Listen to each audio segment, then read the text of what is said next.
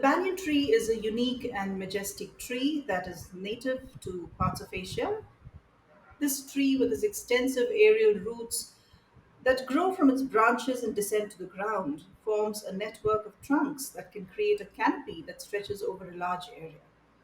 It is a fascinating and iconic tree that holds a special place in many cultures and is an important symbol of strength, longevity, and community. I presume that this is the reason this nonprofit is named the Banyan Tree Clinics. Hello, all. I'm Tej, and I am with Alison Palumbo, founder and president of Banyan Tree Clinics. Welcome to Chezuba Talks, Alison. Thank you so much for having me. Sorry, am I right about the name? Yeah, you are. That's exactly right. So whenever I was trying to come up with a name for this organization, I was trying to think of things that inspire me in Cambodia, and one of those was the Temple of Ta Prohm, and there's these giant banyan trees there that have these huge roots that spread out throughout the structure. So to me, I thought it fit really well to what we were doing, as we're hoping to improve infrastructure for rural health. Wonderful, wonderful. So I got that right. Yes, you did. So my question is why Cambodia in particular, and if you are identifying a network of clinics already existing, or you are trying to make a network of clinics. Yeah, so right now, the reason that we chose Cambodia, um, basically, so I'm a pharmacist, I'm a clinical oncology pharmacist, and I was looking for ways to volunteer. So I got linked up with this organization called Health Volunteers Overseas, and they needed pharmacist support in Siem Reap, Cambodia, at a children's hospital. So what I found when I was there is that there are these long lines of patients waiting to get care for their children. They would often stand around all day, having traveled for miles from other parts of Cambodia. And so that really kind of highlighted to me the need for healthcare in places outside of major cities. And I actually was fortunate enough to be able to visit one of these areas. And so the goal was to hopefully improve health infrastructure in rural parts of Cambodia. At this time, because we're a fairly new organization, we're focused on one clinic and one community, but over time, we do hope to branch out like the banyan tree. Right. So there is an issue with health in Cambodia. There is, like you say, long queues of um, people waiting to get treatment. Uh, do you help in identifying local resources in terms of doctors, in terms of healthcare? How are you providing healthcare to these people? So right now we are working with a clinic in the community of Shresadok. What's interesting about this clinic is they really don't have any physician providers. They just have a few nurses and mid levels. So right now, like they need quite a lot of help. So again, since we're so new, and I recently learned some of this information on my visit in January, we're hoping to moving forward maybe partner with health volunteers overseas again, maybe bring some physicians into that clinic so they can provide some specialized care. The other request is that they were hoping to have someone write up a um, basically a protocol for managing diabetes and hypertension in this community, because these are nurses and midwives. They haven't had to do this before. So Cambodia as a whole, they're sort of moving from maternal and child health more toward non-communicable diseases, or NCDs, like hypertension and diabetes. So these nurses and midwives are really hoping to get some kind of support and putting together a program for that. So that's something else that we're working on. There's quite a few things that we're working on, but those are kind of the first that come to my mind. Yeah, sure. I'm sure there are so many issues that you have to take one baby step at a time. Right. Um, so, do you have what are the challenges? I'm sure there are challenges that you are facing. What are the challenges that you have in the existing structure? Yeah, so I think like again, like not having the physicians is challenging because you know you're missing out on that specialized care. I think the other thing too is, you know, when I was there in January, I we did like a focus group with some of the community members, and what we were finding out is that a lot of them, and I think it's true in the United States too, in rural areas, a lot of folks don't tend to seek out healthcare until they absolutely need it. And so one of the challenges that clinic is facing is that they have a nutrition program in place because malnutrition is a big issue over there, but they just can't get folks to come back. So, finding some kind of way to incentivize them to come back so that they can make sure that the kids are well nourished is something that we're hoping to do. There's also a lack of laboratory tests. They actually don't have any laboratory tests there. So, if they need to get that, they need to travel half an hour into Persat to be able to do that. And then finally, another big challenge is there's quite a large need for wheelchairs. So Sreysadok has a community of about 13,000 people. They need 70 wheelchairs. And this is in part due to people being malnourished, but also, you know, Cambodia has a big issue with landmines still being there from the Khmer Rouge. So sometimes people are out in the field and not realizing there's a landmine there, and then they've lost a limb. So there's quite a large need.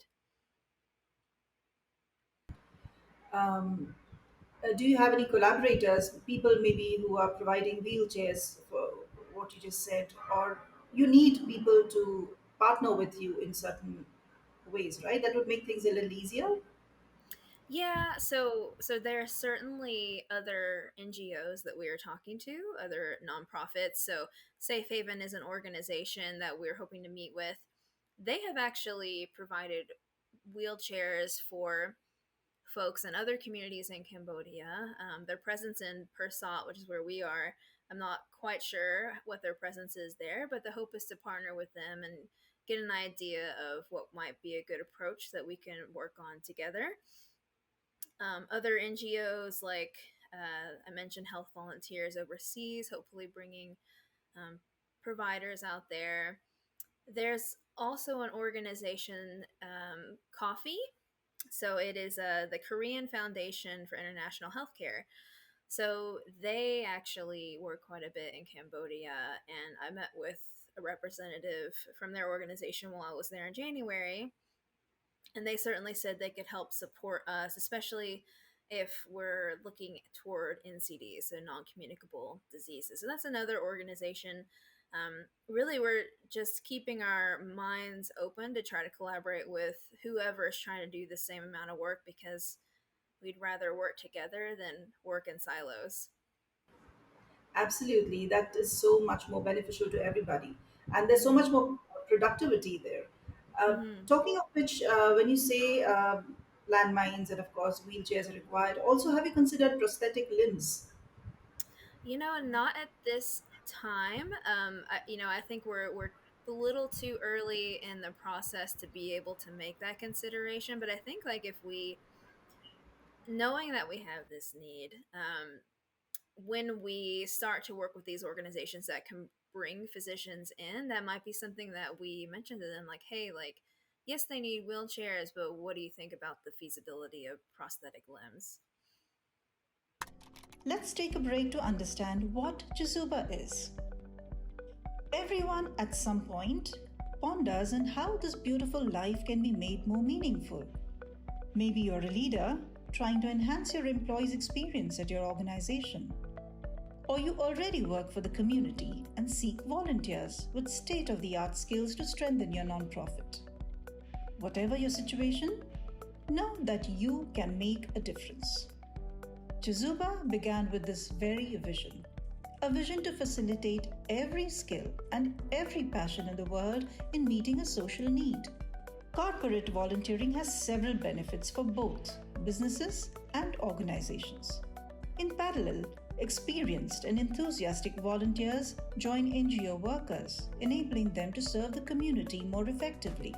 Chezuba offers everyone looking to add purpose and meaning to their lives, a chance to connect or volunteer virtually with nonprofit organizations from over 100 countries around the world.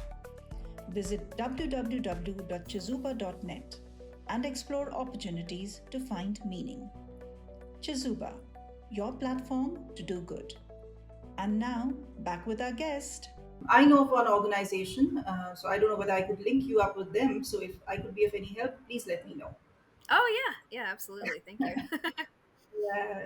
In India, there is an organization. It's called the Jaipur Foot, and Oh, they do okay. that. Yes, yes, and it's a Yeah, wonderful job that they're doing. yeah. I would love to learn more about that. Sure. Do you have any language barrier in Cambodia, or does English work, or do you have resource persons to help you with that kind of barrier? Yes, that is certainly an issue. Because in our organization we have one person who speaks a little bit of Khmer. That's the language in Cambodia. Um, what but we don't have anyone dedicated to that position. I did when I went to Cambodia in January. There's someone who I worked with very closely named Sina, and she has very graciously offered her support for us in some of our endeavors. But definitely, um, if we're going to use someone locally, we definitely are very cognizant of the fact that we should be paying them. So certainly we'll be help using her services, but also making sure that we pay her.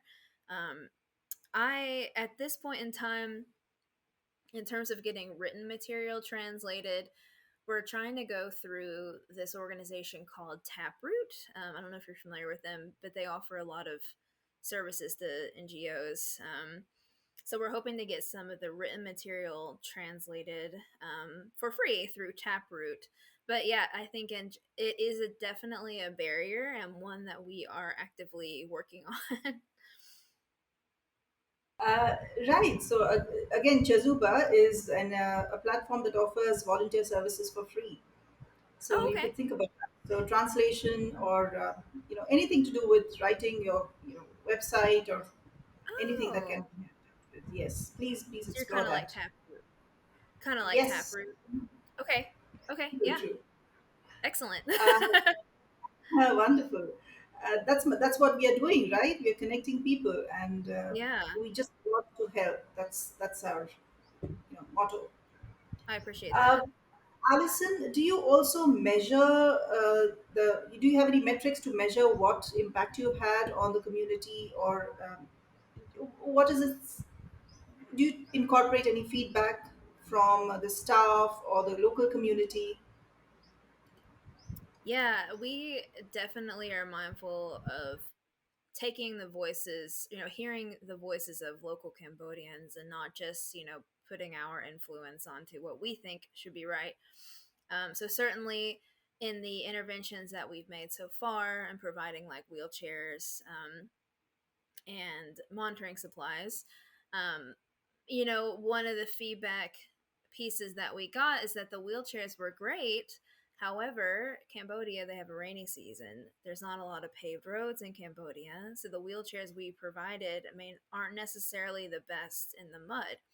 So going forward, if we buy more wheelchairs, can we buy some that are going to be good in the mud? So making sure that we don't just do an intervention and never assess it, but make sure that we are taking people's feedback and trying to improve upon it going forward.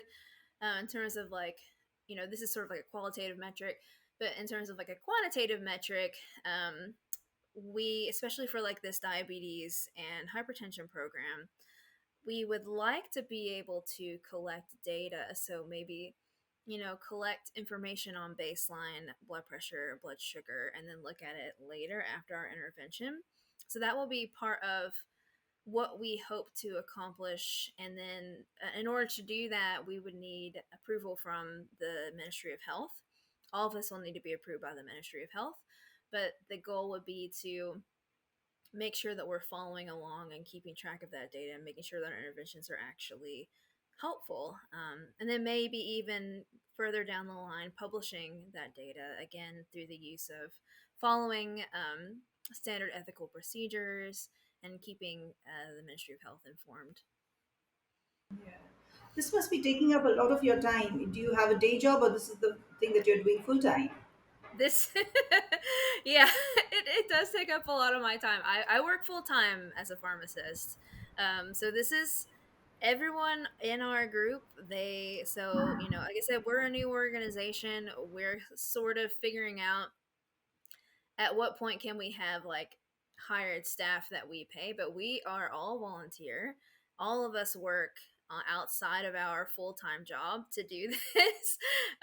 So yeah, it takes a lot of time, but I don't know, for me it's just like I feel, especially when I went back to Cambodia in January, I feel so invigorated to help the community, and I just stay motivated knowing that, at the end of the day, like, we're trying to help people who need it.